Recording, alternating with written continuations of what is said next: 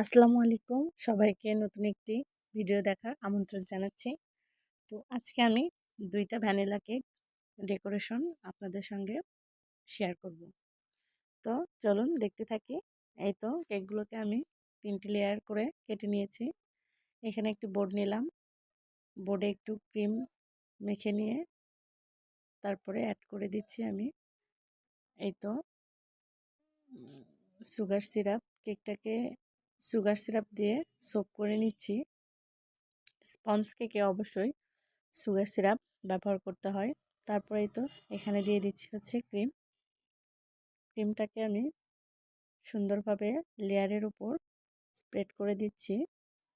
এই তো সাইড দিয়ে এরকম করে যেগুলো একটু বেরিয়ে আসে এগুলো সমান করলাম, যেহেতু কেকটাকে ক্রাম কোট করতে হবে। তারপরে এই তো দ্বিতীয় লেয়ারটা দিয়ে দিচ্ছি। দ্বিতীয় লেয়ারটা দেওয়ার পর সেম প্রসেসে আবারও এই তো সুগার সিরাপ দিয়ে দিচ্ছি। তো সুগার সিরাপটা দেওয়ার পরে আবার আমি এখানে ক্রিমটা দিচ্ছি। তো ক্রিমটা দিয়ে আবারও ব্যালেট নাইফ দিয়ে স্প্রেড করে নিচ্ছি।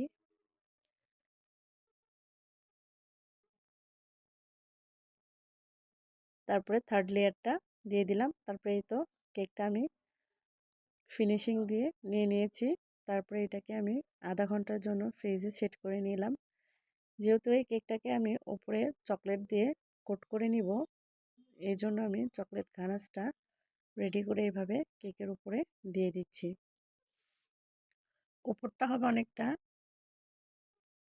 হার্ড আর ভিতরটা হবে অনেকটা সফট। এটা চকলেট গানাশ দিয়ে আমি ওপরটা কোট করে নিচ্ছি।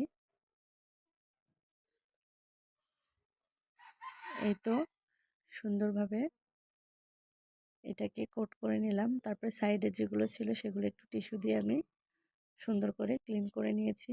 এরপরে ছোট সাইজের একটি স্টার নজেল দিয়ে এরকম আমি ডিজাইনটা করে নিচ্ছি। খুবই সিম্পল ডিজাইন, কিন্তু দেখতে অনেকটা সুন্দর। যদিও ক্যামেরাতে হয়তো বা আমার কেকটা অত বেশি লাইটিং করতেছে না, যেহেতু আমি স্বাভাবিক লাইট দিয়ে ভিডিওগুলো করি। তো আপনাদেরকে আর কষ্ট পেতে হবে না আমার ভিডিওটা দেখার জন্য। আমি লাইট অলরেডি নিয়ে এসেছি, ওগুলো একটু সেট করতে যতটুকু সময়। তো সবাইকে অনেক অনেক ধন্যবাদ যারা আমাকে সাপোর্ট করতেছেন, এবং আমি আশা করতেছি আপনারা আমাকে সাপোর্ট করবেন, সামনে এগোতে সাহায্য করবেন। তো কথা বলতে বলতে আমার উপরে এবং নিচের বর্ডারগুলো দেওয়া কমপ্লিট। এখন আমি একটু গ্রিন কালার আর একটু ব্লু কালারটা মিক্সড করে আমি এই কালারটা নিয়ে এসেছি।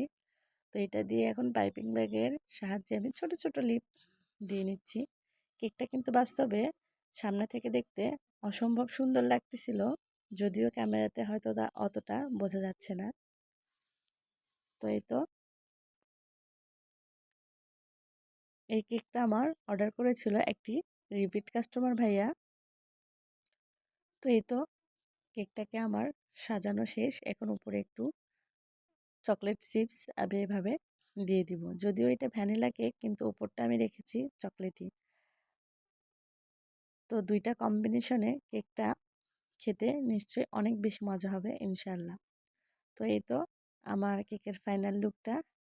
এই তো তো সবাইকে ধন্যবাদ। ভালো থাকবেন, সুস্থ থাকবেন।